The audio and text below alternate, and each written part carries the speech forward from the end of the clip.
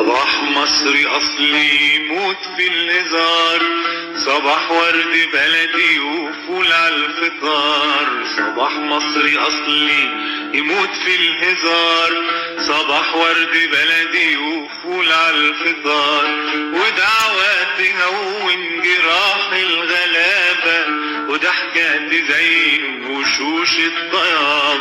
صباح ابتسامة تفوت في الكآبة، تجلجل فيطلع في لحظة النهار. صباح مصري أصلي يموت في الهزار، صباح ورد بلدي وفول على الفطار. صباح مصري السلام عليكم، عاملين ايه؟ يا رب دايما تكونوا بخير وبأحسن حال يا احلى ناس في الدنيا. وحشتوني جدا جدا جدا. النهارده جاياكم بحلو هنعمله مع بعض، هيعجبكم جدا. كتير مننا بيفشل كستات بيوت في عمل البسبوسه، واكيد اي حد هيعملها لاول مره مش هتطلع مظبوطه معاه الا واذا عملها كتير. ولكن الطريقه اللي انا جاياكي هعلمها لك طريقه البسبوسه الجاهزه، سهله جدا وناجحه 100%، صدقيني. بس اتبعي الخطوات وتابعي معايا الفيديو للاخر. اتمنى ان انتي تضغطي اللايك وكمان تشتركي في القناه. واهم حاجه في البسبوسه الجاهزه، زي ما احنا عارفين نوع البسبوسه. يعني انا دايما لما بعمل بسبوسه جاهزه بجيب النوع بتاعها اللي هو حلو الشام. ده بتجيبيه من عند اي سوبر ماركت او حتى من عند اي عطار.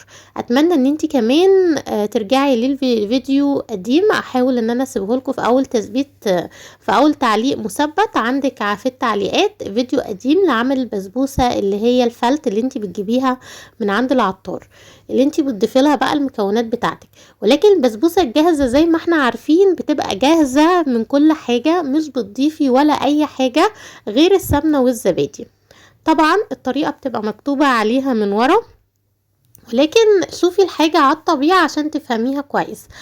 اول حاجة هتجيبي العبوة بتاعة الكيس، هتفضيها في البولة، وهتجيبي 3 معالق سمنة كبار بما يعادل نص كوباية سمنة او ربع، على حسب بقى الكمية بتاعة الكيسة، لان في كيسة بتبقى العبوة بتاعتها قليلة، وفي كيسة ما شاء الله زي ما انا بوريها لكم دي تبارك الله، يعني العبوة بتاعتها حلو.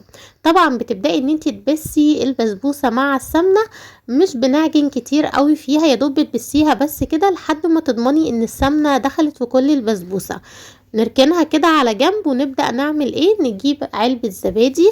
علبة الزبادي دي حاولي ان انتي تفكيها، يعني حاولي ان انتي تضربيها زي ما بوريها لك كده. عايزاها تبقى سايلة سيكة، يعني ما تبقاش جامدة كده، عشان انا عايزة برضو البسبوسة ما تبقاش جامدة للاخر.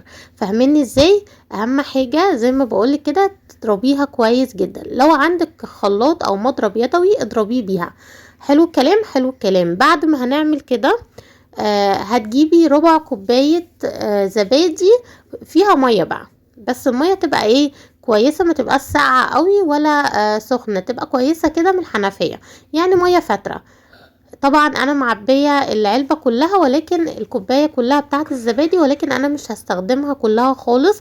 انا يدوب بس هستخدم ربع كوباية مية او ربع كوباية علبة الزبادي اللي انا فضيتها في الاول. شايفين؟ انا هضيف بالتدريج لحد ما احس بقى القوام اللي انا عايزاه. كمان هضيف تاني اهو معاكم. طيب كيس البسبوسة ده اخد معايا صينية مقاس كام؟ مقاس 26. عايزة ارتفاع البسبوسة يبقى اعلى شوية، يبقى تقللي من مقاس الصينية بتاعة البسبوسة، يعني بدل ما 26 تخليها 24. عايزة ارتفاع اقل يبقى تخليها 28. طبعا احنا بنتحكم في سمك البسبوسة اهو، بوريها لكم دي مقاسها 26، مش واضحة قوي بس هي مقاس 26. هدهنها سمنة حلو جدا. تمام. في وقت اول ما تيجي تحطي بقى البسبوسة او بتبدأي ان انتي تعمليها، تعملي ايه؟ اهم حاجة ان انتي تبقي مسخنة الفرن بتاعتك كويس جدا، لان البسبوسة بتدخل على نار عالية. اهم حاجة ان انتي بتدخليها على نار عالية والفرن تبقى سخنة، يعني بتدخليها ان الفرن لازم تبقى سخنة مش النار تبقى عالية. اهم حاجة على الرف الاوسط. تمام.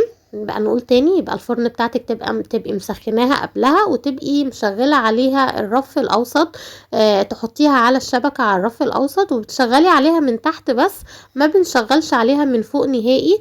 اول ما الحواف تبدا تحمر كده معاكي، هتلاقي ان هي خلاص بتحمر في وشه ويعني في وشها ومن تحت.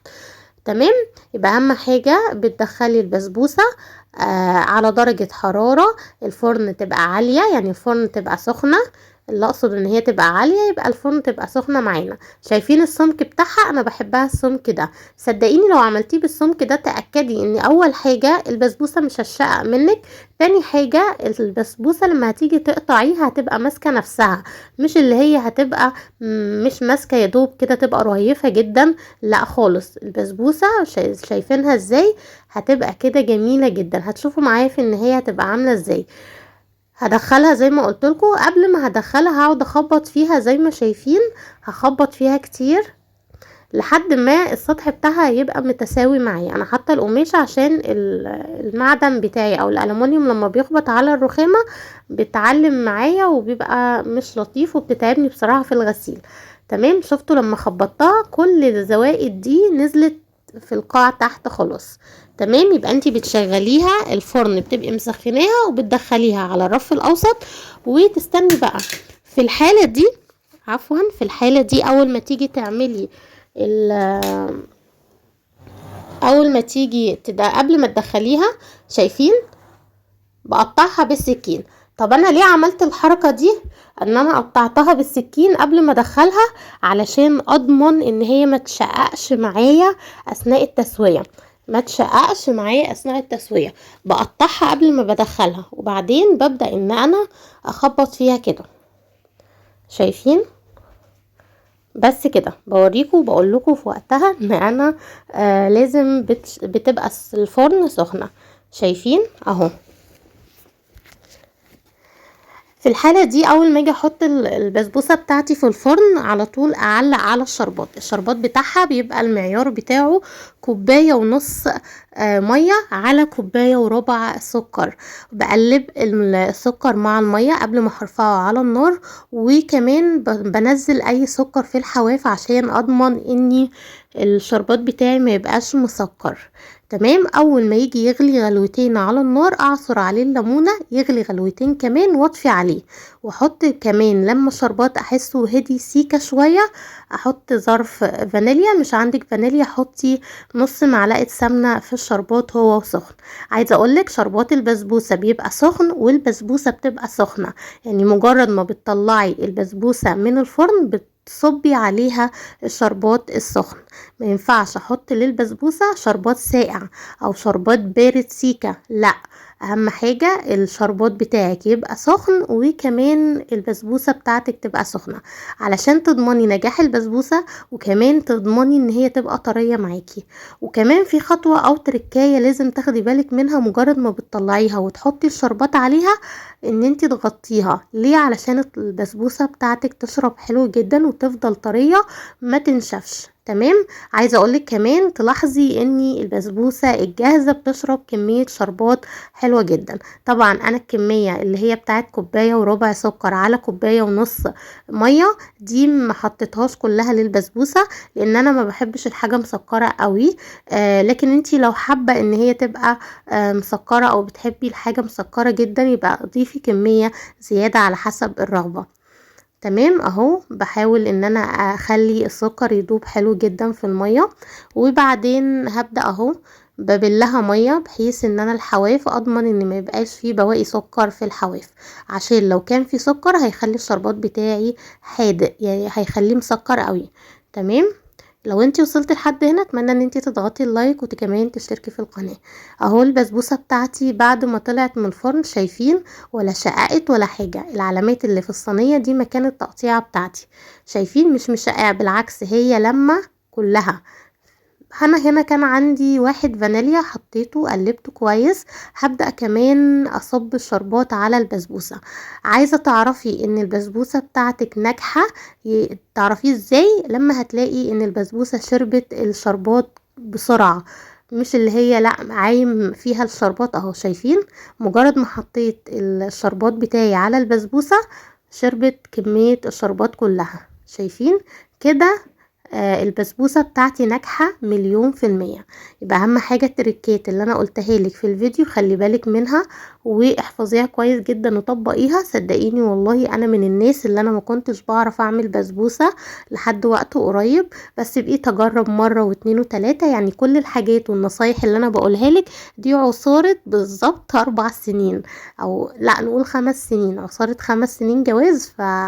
فدي اخر حاجة عندي بصراحة هي اللي خلت معايا البسبوسة تبقى ناجحة 1000000%. شايفين؟ غطيتها بعد ما حطيت الشربات، غطيت البسبوسة بتاعتي، وشايفين حتى هديت كده وبقت جميلة. عندك مكسرات حطي، عندك جوز هند حطي، براحتك. عايزة تسيبيها سادة حطي، يعني سيبيها عادي خالص سادة. صدقيني النجاح البسبوسة هيبقى 1000000% معاكي، ناجحة 100%. اتمنى لو انتي وصلت لحد هنا تضغطي لي اللايك، وكمان تكتبي لي كومنت تحت كده وتقولي لي فيه ان انتي بتتابعيني من اي بلد، وتدعوا لامي وابويا بالرحمة ان ربنا يرحمهم ويرحم جميع امواتنا واموات المسلمين جميعا باذن الله. وتدعوا لي انا كمان دعوة من قلبكم في التعليقات تحت. وصدقوني ببقى مبسوطة جدا ان انا اتابع الكومنتات بتاعتكم وبستناها بفروغ الصبر. اهو بوريها لكم، واسيبكم في رعاية الله. مع الف سلامة يا احلى ناس في الدنيا. باي باي.